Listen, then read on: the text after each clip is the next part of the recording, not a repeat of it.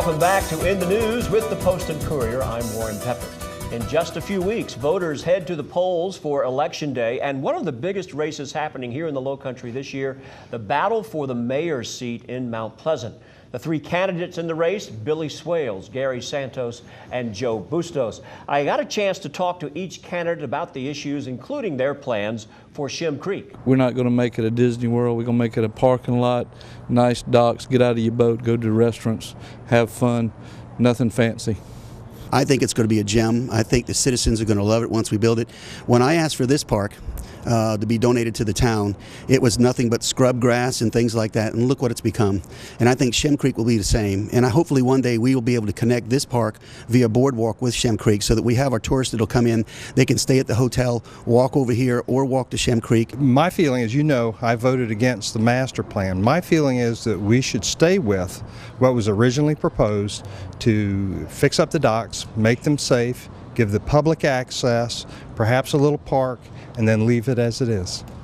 If you'd like to see more of my interviews with the three candidates, you can log on to thepostandcourier.com. Time now to take a look at the weekend with preview editor Marcus Amaker. I see the preview section out. Marcus, we're heading for Halloween, we're heading for Oktoberfest, we're heading for... October is just a beautiful time of the year in the Lowcountry. Yeah. Some of what you're previewing in preview is? Yeah, so much stuff. I think this is sort of the kickoff of the big party time in Charleston. One of the big things that's happening is Skinful Halloween. That's going to be at the Navy Yard Noisettes. It's going to be on Saturday, and I think they're going to expect about thousands and thousands of people are going to be there. It's going to be acrobatics, it's going to be dancers, fire dancers, all kinds of stuff there. There's going to be a lot of bands there as well. So Michael Jackson has a movie that will soon premiere. This Is It, I think, is the name of it. Yeah. What can you tell us about what people should expect if they go see that? Yeah. Are you a Michael Jackson fan? Well, I'm when it gets to be Thriller time, of course, during Halloween, who can't be? Yeah. But anything past Thriller, you're like, well, yeah. After that, I really, the glove and that, I never really kind of. But yeah. Enough about me. Yeah, Michael Jackson. This is a pretty big deal for a lot of fans. He was gonna do a big concert tour, right before he died, and luckily he filmed a lot of that footage. So there was a filmmaker there that filmed a lot of the footage in HD. So there's a lot of the rehearsals from that tour footage, and full concerts and full songs are going to be premiered. And two local theaters here, the Cinnabar and the Hippodrome, are going to have a party around it. The Cinnabar is really going all out. They have they're going to give away gloves. There's going to be free admission to everybody whose name is Billie Jean, things like that. It's going to be pretty cool. Interesting. That's become an entire almost industry unto itself since his death. It's amazing how that's just kind of... Yeah, it's skyrocketed. Yes. All right, let's talk about this project Bloom, I think it's called. Yeah, Bloom is happening at Club Pantheon. And that's spelled B-L-U-M-E? B-L-U-M-E, right. Yeah. What's the cool thing about Bloom is that it's sort of a word-of-mouth show. It's sort of a grassroots show where everybody who knows about it, they just found out from flyers, from hanging out on the street. Luckily, I'm friends with some of the people that put it together, and that's another eclectic show where you can't really bottle it into one thing. There's going to be screen printing, there's a video room, it's going to be DJs spinning, all kinds of stuff. I think it's only $7 to get into. Doesn't it really fall under one heading? It sure is kind of a myriad of things there. Yeah. Local artist, Lindsay Holler, I think her name? Yeah, Lindsay. Actually, shameless promotion, I'm going to be opening up for her, doing some poetry for her. But she's been performing for a while in the city. This is, I think, her third album, I think, that's coming out.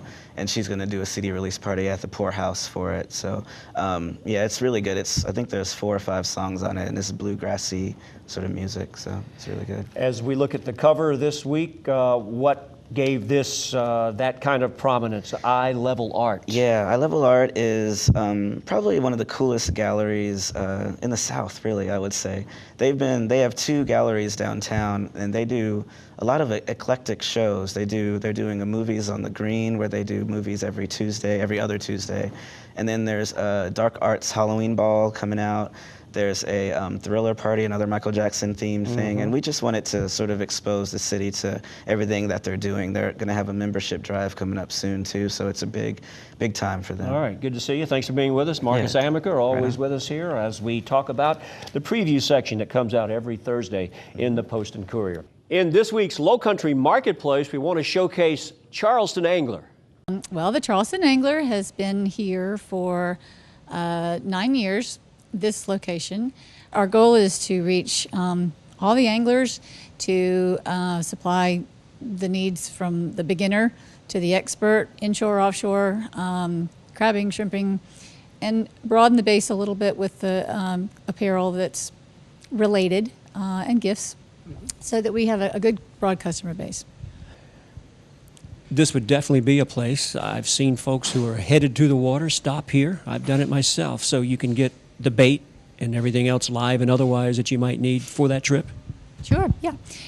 In most of our shops, we've got shrimp, minnows, and we've got frozen bait. We carry ballyhoo, but we also are catering to our freshwater customer.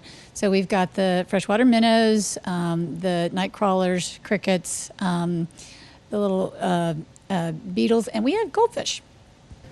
Plenty of tackle and various fishing apparatus all over, but you also are into clothing for those who like to fish, and that has its own identity. Well, clothing is something that makes a statement about people. And we carry Columbia, Orvis, Patagonia, Guy Harvey. There's almost a separate cottage industry with embroidery and screen printing in your graphics department. Tell me about that.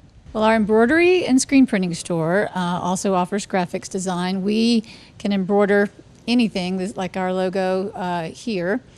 We can put a boat or fishing team or club or hunting club's name or your initials, if that's all you want, on a hat or a visor, or koozies, or if you've got a special vacation planned or a wedding. We do lots of koozies and t-shirts and things for wedding parties.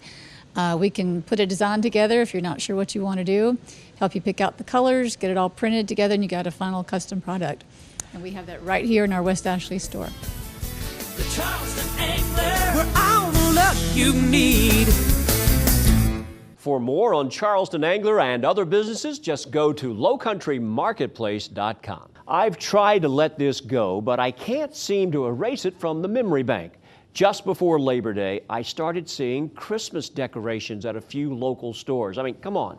I'm conditioned to seeing candy corn right next to the three wise men as much as anybody as we move into late October. But do we need a little Christmas right this very minute?